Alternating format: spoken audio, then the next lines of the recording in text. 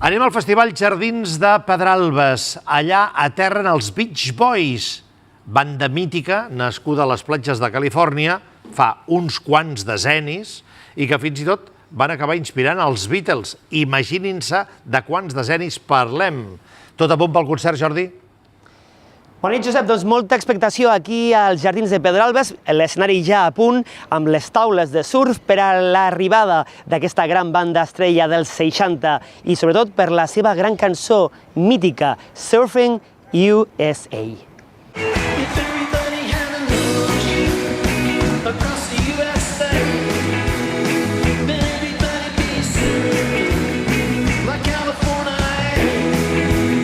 També hi haurà cançons com Good Vibrations o California Dreaming que faran que els espectadors s'aixequin de les seves cadires i comencin a cantar i ballar aquestes cançons mítiques dels 60, 70 i dels 80. Fa uns anys van treure un nou disc, ara estan portant-lo a tot el món en una gira internacional. Hem parlat amb el líder d'aquesta banda, Mickey Love, i ens ha explicat que tenen molta energia encara a la seva edat.